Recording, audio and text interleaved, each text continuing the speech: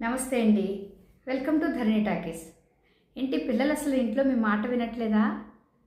Phone వద్దంటే అదే కావాలంటారు, గేమ్ వద్దంటే అదే ఆడతామంటారు, బండి వద్దంటే అదే తీసుకుని వెళ్తామంటారు కదా. చదువుకునే వయసులో మేము ఇలా లేము, మాకు ఇలా చదివించేవాళ్ళు లేరు, మేము ఇలా లేము అంటున్నా వినట్లేదా? మీరు వండింది కాకుండా అస్తమాను బయట ఫుడ్డే తింటామంటున్నారా?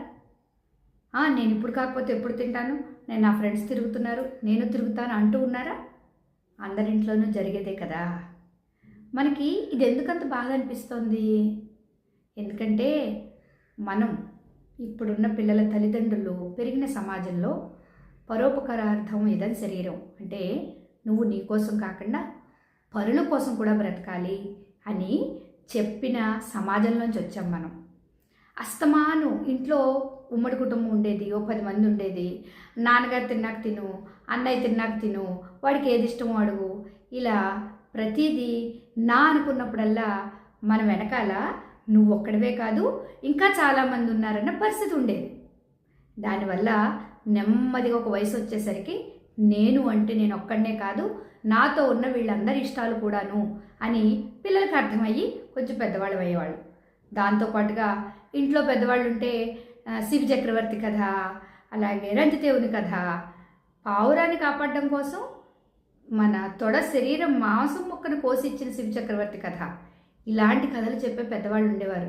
దేనికైనా ఇది కావాలని మొక్కుపట్టు పెడితే కాదు నాన్న ఇలా కాదు, అస్తమానం మన కోసం ఏడవకూడదని. ఇప్పుడు అలా చెప్పేవాళ్ళు ఎవరూ లేవు. వారి దగ్గర కాలాన్ని గడపటం లేదు, వారికి ఒక కథ చెప్పడం లేదు. మనకు నచ్చినవన్నీ ఇచ్చేసి మనకు నచ్చినట్టు ఉండమంటే వాడి బుద్ధి కూడా ఏదో చెప్తూ ఉంటుంది కదా.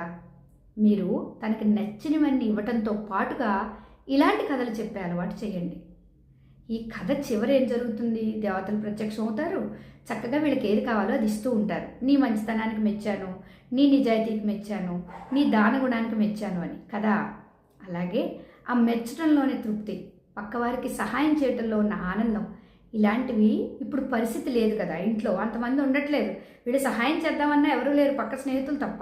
కాబట్టి కథల రూపంలో మీరు చెప్తూ ఉంటే వారికి అర్థమయ్యి ఆచరించే ప్రయత్నం చేస్తారు. ఏది ఒక్క రాత్రిలో అయిపోదు, పిల్లలు ఒక్క రాత్రిలో మారిపోరు. వారికి కూడా మనం కాస్తంత టైం ఇవ్వాలి.